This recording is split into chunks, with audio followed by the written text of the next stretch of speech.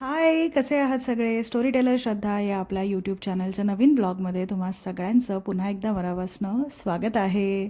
आज खूप दिवसांनंतर ब्लॉगिंग करते आहे आणि मी थोडीशी एक्सायटेड आहे कारण खूप दिवसानंतर तुम्हा सगळ्यांना भेटते आहे.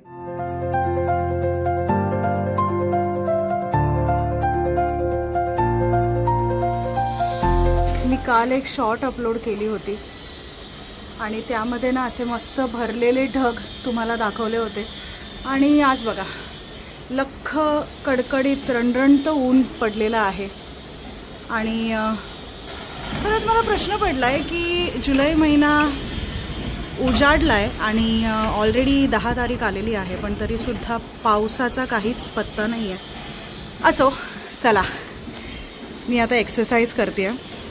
मगाशी म्हटलं की मी खूप दिवसानंतर व्लॉग अपलोड करते आहे, खूप दिवसानंतर तुम्हाला भेटते आहे आणि मी एक्सायटेड आहे. तर तुम्हाला वाटेल की 5 दिवसांपूर्वीच तर हिने व्लॉग अपलोड केला होता, मग ही आता असं का बोलते आहे.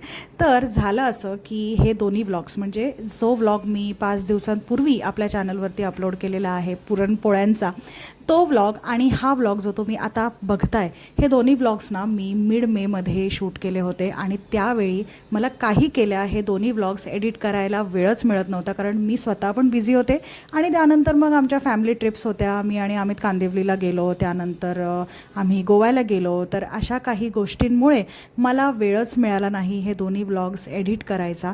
आणि म्हणूनच मी जशी ट्रिपवरनं परत आले तशी मी ताबडतोब कामाला लागले आणि आय होप तुम्ही हे दोन्ही व्लॉग शेवटपर्यंत बघाल. हाय, कसे आहात सगळे? आज खूप खूप दिवसांनंतर ब्लॉगिंग चालू केलेलं आहे. मध्ये फिरायला गेले होते, गोव्याला जाऊन आले, कारवारला जाऊन आले. कारवार हे माझं सासर आहे आणि गोव्याला माझ्या सासरची जेमतेम जवळजवळ सगळीच मंडळी गोव्याला राहतात, कारण गोवा आणि कारवार हे अगदी खूप कमी अंतरावरती आहे. तर मी शेवटचा ब्लॉग जेव्हा शूट केला होता आणि त्या ब्लॉगमध्ये मी तुम्हाला दाखवलं होतं की मी माझ्या सगळ्या घरच्या माणसांसाठी पुरणपोळ्या केल्या होत्या आणि मी आणि आम्ही कांदिवलीला जायला निघालो होतो.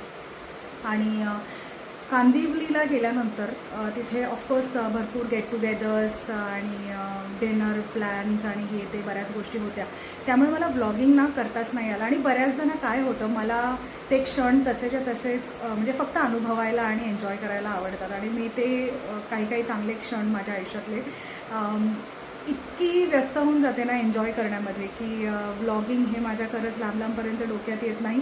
पण मला माझी ही सवय मोडायची आहे. म्हणजे मी आता हे ठरवलं, म्हणजे किती मजा मी करून आले ॲक्च्युली आणि किती गोष्टी माझ्याकडे व्लॉग बनवण्यासाठी ॲज अ कॉन्टेंट होत्या. म्हणजे गोव्याला गेले, मी कारवारला जाऊन आले, इतकी छान फॅमिली ट्रिप झाली आमची, पण मी एकदाही फोन हातात घेऊन काही शूट केलं नाही.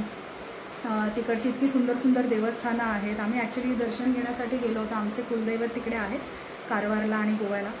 तर आम्ही त्यासाठी खरं तर गेलो होतो आणि मग एक छोटीशी ट्रिप पण आमची झाली, गोवा ट्रिप. तर बऱ्याच गोष्टी होत्या माझ्याकडे ॲज अ कॉन्टेंट शूट करायला आणि छान छान सुंदर सुंदर व्लॉग्स बनवता आले असते मला. आणि हे मला ना इथे आल्यावरती रिअलाईज झालं. आणि माझ्या बाबतीत हे बऱ्याचदा होतं की मी छान असं कुठेतरी मस्त फिरून येते आणि ते फिरताना आणि त्या सगळ्या गोष्टी एन्जॉय करताना ना माझ्या हे लक्षातच येत नाही की अरे हे आपण शूट करू शकतो, आपण छानपैकी कॅप्चर करू शकतो.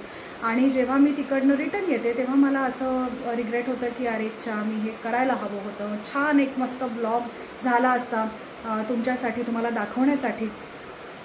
पण काही हरकत नाही, मी आता यावेळेला एकदम नक्की केलेलं आहे, ठरवलेलं आहे की आता मी no matter what happens in my life, no matter what situation I am in to, no matter where I go, I am definitely going to make blogs. कारण मी रोज ब्लॉग बनवणार आहे आणि म्हणजे प्रयत्न करणार आहे.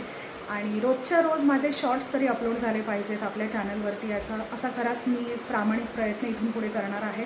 आणि कारण की ना मला खूप रिअलाईज झालं आल्यानंतर, 1-2 जणांच्या कॉमेंट्स होत्या माझ्या ब्लॉगवरती की 2 आठवडे झाले तुम्ही काही पोस्ट केलेलं नाही आहे वगैरे, आणि सबस्क्रायबर्स पण आपले वाढले होते.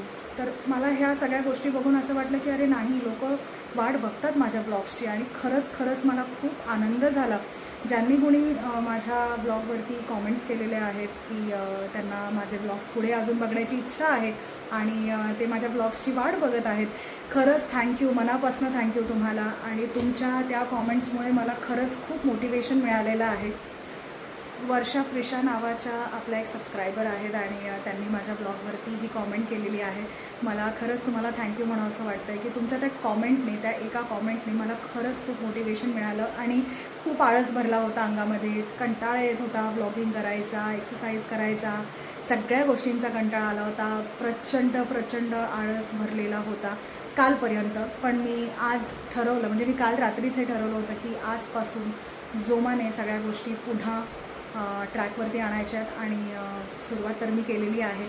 Thank you so much everyone. तर चला आता माझा दिवस आता मी पुढचा कसा घालवते ते आपण बघूयात. आणि अजून एक गोष्ट तुम्हाला सांगायची राहिली की फिरायला गेलेले असताना मी अजिबात एक्सरसाइज केलेली नाही आहे, अजिबात डाएट केलेलं नाही आहे आणि मला ह्याचं खूप वाईट वाटतं आहे. म्हणजे मी माइंडफुली सगळ्या गोष्टी केल्या, नाही केल्या, जे काही आहे.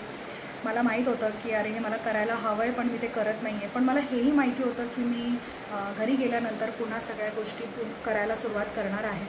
पण खरं सांगू, जेव्हा आपण मोठा असा ब्रेक घेतो ना, त्यानंतर पुन्हा ट्रॅकवरती येणं हे खूप डिफिकल्ट असतं आणि ते इथे आल्यानंतर मी अनुभवलं आहे. पण तरीसुद्धा आज मी सुरुवात केलेली आहे. माझं वजन वाढलेलं आहे चांगल्या बऱ्यापैकी, म्हणजे डबल चिन वगैरे बऱ्यापैकी कमी झाली होती पण ती पुन्हा वाढलेली आहे. पोट वाढलेलं आहे आणि स्किनची हालत तर तुम्ही बघताय, ओठ फाटलेत प्रचंड. हे तर तिकडे जाऊन झालेलं आहे, म्हणजे टॅनिंग आणि चॅप्ड लिप्स हे सगळं फिरायला गेल्यानंतर झालेलं आहे. पण खरंच माझी हालत खूप खराब झाली होती. मी ना तुम्हाला फोटो दाखवते. म्हणजे माझ्या ओठांवरती ना असा एक ड्राय लेयर आला होता, ड्राय स्किन अशी आली होती आणि ती जाता जात नव्हती. मग इथे आल्यानंतर मी आपला एक नेहमीचा, म्हणजे एक रामबाण उपाय जो मी कायम वापरत असते, तो म्हणजे कैलास जीवन. कितीही महागडे लिप बाम तुम्ही वापरा, कितीही महागड्या गोष्टी ॲज अ स्किन केअर तुम्ही वापरा, पण कैलास जीवन आणि बोरोलिनसारख्या अशा ज्या आपल्या जुन्या गोष्टी ज्या पद्धतीनं काम करतात, जेवढ्या फास्ट क्विक काम करतात, तितकं खरंच काहीच दुसरं करत नाही असं मला तरी वाटतं. माझा अनुभव असाच आहे. तर इथे आल्यानंतर ना सगळ्यात आधी मी कैलास जीवन लावलं माझ्या ओठांना आणि बऱ्यापैकी आता माझे ओठ क्लीन झालेले आहेत. म्हणजे इथे तुम्हाला असं जरा दिसत असेल, लिप्स माझे प्रचंड फाटले होते, ड्राय झाले होते, उकलले होते. बट एनिवेज, फिरायला गेल्यानंतर ह्या सगळ्या गोष्टी होतातच. आपण आता पुन्हा आपल्या जुन्या ट्रॅकवरती रिटर्न येणार आहोत आणि चला आता आपण भेटूया थोड्याच वेळात. Bye. You are recording Heist? चला, एक्सरसाइज करून झाली, आंघोळ करून झाली, सकाळची सगळी कामंसुद्धा आटपलेली आहेत आणि आता दुपारच्या जेवणाची वेळ झालेली आहे. तर आज जेवणामध्ये मी अख्खा मसूरची भाजी बनवली आहे, पोळ्या आहेत, गोड लोणचं आहे आणि हे लोणचं ना मी माझ्या गावावरनं आणलं आहे, गोड कैरीचं लोणचं. त्यासोबत भात आहे आणि इथे मी काही मोड आणलेले मूग ठेवलेले आहेत. ह्याची भाजी मी नंतर कधीतरी करेन 1-2 दिवसांनी. आणि थोडासा मसूर आहे ना, तो मी भाजीसाठी वापरला आणि थोडा असा इथे बांधून ठेवलेला आहे मोड आणण्यासाठी. आता बघू या मसुराला मोड येतात की नाही. तर इथे मला जेवण वाढून घेतलं आहे. मी चपाती खात नाही आहे. भात, मसूर आणि लोणचं असं मी जेवणार आहे, कारण हे माझं फेवरेट कॉम्बिनेशन आहे. जेवणसुद्धा आटपलं आहे. आता भांडी घासून घेते पटापटा. तर जसं मी तुम्हाला मगाशी म्हटलं की अख्खा मसूर आणि त्याच्यासोबत भात आणि गोड कैरीचं लोणचं हे माझं फेवरेट कॉम्बिनेशन आहे. तसंच तुमचं कुठलं फेवरेट कॉम्बिनेशन आहे ते मला कॉमेंट करून नक्की सांगा.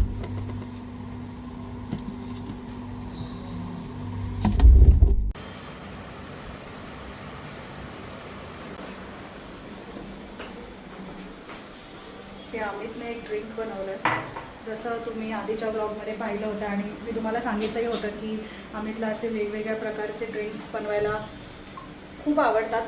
आणि माझी ना हेअरस्टाईल इग्नोर करा, इतकं गरम होतं आहे की असं वाटतं केस वरतीच बांधून ठेवावेत. सो हे ड्रिंक अमितने बनवलेलं आहे. जर याची रेसिपी पण तुम्हाला हवी असेल तर मला कॉमेंट करून सांगा, मी अमितला सांगेन हे ड्रिंक पुन्हा बनवायला आणि ते मी तुमच्यासाठी नक्की शूट करेन आणि त्याचा एक वेगळा ब्लॉग बनवेन.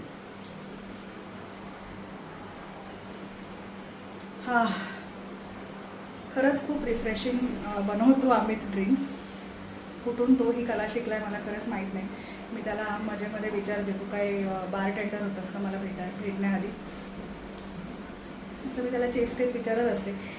तर आणि ना ह्याच्यामध्ये मी सब्जा बी पण घातलेले आहेत, म्हणजे जरा ॲडिशनल कूलंट म्हणून असं.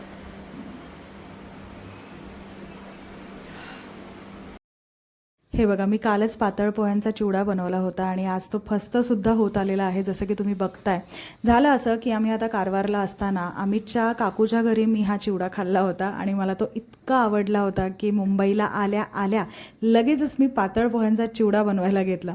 आणि हे बघा, मी अजूनही वेकेशन मोडमधून बाहेर आलेले नाही आहे. आज मी ठरवलं होतं कुठल्याही कंडिशनमध्ये संध्याकाळी घराबाहेर पडायचं, वॉकला जायचंच, पण ते काही मी करू शकले नाही. माझ्यामध्ये एवढा आळस भरलेला आहे की तो जाता जात नाही आहे. पण असं मला करून चालणार नाही आहे. मी लवकरच आता बॅक टू रुटीन येणार आहे आणि मला संध्याकाळी बाहेर जाता आलं नाही म्हणून घरातच मी एक्सरसाइज करून घेतली आणि एक्सरसाइज केल्यानंतर मी किचनमध्ये आले रात्रीच्या जेवणाची तयारी करायला. काय करावं हा प्रश्न पडला होता. मग मला आठवलं की मी मसूर कपड्यामध्ये बांधून ठेवले होते मोड आणण्यासाठी. त्यांना मोड तर काही आलेले नाही आहेत, पण म्हटलं चला काही हरकत नाही, आपण मसूर पुलाव आज बनवूयात. बाय द वे, मी मसूर पुलाव पहिल्यांदा बनवत होते आणि त्यामुळे स्वतःचंच डोकं लावून काहीतरी करायचा प्रयत्न करत होते आणि मसूर पुलाव कसा बनला ते तुम्ही पुढे बघा. हे बघा, जसं मी तुम्हाला सांगितलं होतं मगाशी की मी रात्रभर मसूर कपड्यामध्ये बांधून ठेवले होते, तरीसुद्धा त्यांना मोड नाही आले. तर त्याचं काय कारण असू शकतं ते मला प्लीज कॉमेंट करून सांगा. कारण एरवी मी मटकी, मूग, चणे आणि बऱ्याच अशा कडधान्यांना मोड आणत असते आणि इझिली त्यांना मोड येतात सुद्धा कायम. पण मसुरेला मोड का नाही आले मला कळलंच नाही. तर तुम्हाला जर याची काही ट्रिक माहीत असेल, ऑफकोर्स काही अशी वेगळी ट्रिक नसणार आहे मला माहिती आहे, पण मी जर कुठे चुकले असेल असं तुम्हाला वाटत असेल तर प्लीज मला सांगा आणि ही प्रोसेस कशी करायची ते सुद्धा मला सांगा. बरं, मी तुम्हाला पटकन या पुलावची रेसिपी सांगते. हा पुलाव मी कुकरमध्ये झटपट कसा बनवला ते तुम्हाला सांगते. तर कुकरमध्ये सगळ्यात आधी तेल घेतलं, त्यामध्ये जिरं घातलं, तमालपत्र घातलं, काळी मिरी, लवंग, थोडंसं खलबत्त्यात कुटून घेतलं ते घातलं, छोटासा दालचिनीचा तुकडा घातला, आलं लसणाची पेस्ट घातली, त्यासोबत कांदा टोमॅटो बारीक चिरून घातला आणि हे सगळं छान शिजल्यानंतर त्यामध्ये मी मसाले घातले. तर मसाले मी काय काय घातले, हळद घातली, लाल तिखट घातलं, गोडा मसाला घातला आणि मग मला आठवलं की माझ्या सासूबाईंनी मला हा मसाला दिलेला आहे. हा मसाला त्यांनी स्वतः बनवून घेतलेला आहे बरं का. हा मसाला मी 2 चमचे घातलेला आहे. तुम्ही या जागी कुठलाही मसाला वापरू शकता, जो तुम्ही तुमच्या घरी बनवता तो मसाला वापरा, किंवा तुम्ही बाहेरनं कुठला विकत आणत असाल तर तोही वापरला तरी काही हरकत नाही आहे, किंवा आपला चिकन मसाला, मटन मसालासुद्धा तुम्ही यामध्ये वापरू शकता. तर हे बघा, अशा प्रकारचा हा मसूर पुलाव आपला बनून तयार झालेला आहे आणि इतका अप्रतिम लागत होता, मी तुम्हाला सांगते. प्लीज नक्की तुम्ही या घरी ट्राय करून बघा. पटकन बनतो आणि खूप चवदार लागतो. तर मस्तपैकी मी पापड तळलेले आहेत आणि 2 दिवसांपूर्वी मी बटाटे वडे बनवले होते. त्याची थोडीशी भाजी शिल्लक होती आणि बॅटरसुद्धा शिल्लक होतं, तर त्याचे 4 वडे मी बरोबर करून घेतलेले आहेत आणि त्याचबरोबर मिरचीची भजी तळून घेतलेली आहे आणि आमचं मस्तपैकी फर्स्ट क्लास असं जेवण करून झाल्यानंतर आता रात्रीचे 10 वाजलेले आहेत आणि मी इथे कसली तयारी करते ते तुम्हाला बघून लक्षात येईलच. तर इथे मी 3 वाट्या इडलीचे तांदूळ भिजत घालते, त्याबरोबर 1 वाटी मी उडदाची डाळ भिजत घालते. आता बऱ्याच दिवसांनंतर आपल्या घरी परत आल्यानंतर पुन्हा आपण रुटीनला येतो. मग म्हटलं चला आता आपण इडली किंवा डोसे काहीतरी बनवूयात, म्हणूनच मी हे भिजत घातलेलं आहे. आणि चला आता आपण ना उद्या भेटूयात. आता मी झोपते. Good night. हे बघा, मी इडली बनवायची तयारी करत होती, पण अमितला डोसे बनवायची खूप इच्छा झाली होती. तर तो मला म्हणाला तू बसून खा, मी तुला गरमागरम डोसे सर्व करतो. आणि मी पण मस्तपैकी एन्जॉय केले गरमागरम डोसे चटणीसोबत.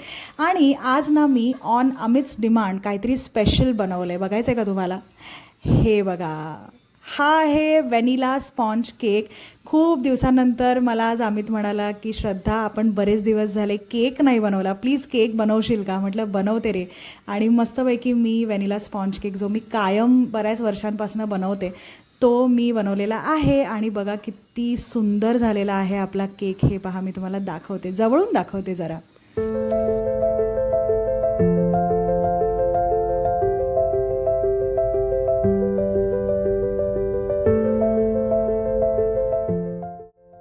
तर केकची रेसिपी तुम्हाला हवी असेल तर मला कॉमेंट करून सांगा. आणि चला आता परत भेटूयात पुढच्या व्लॉगमध्ये. बाय, काळजी घ्या.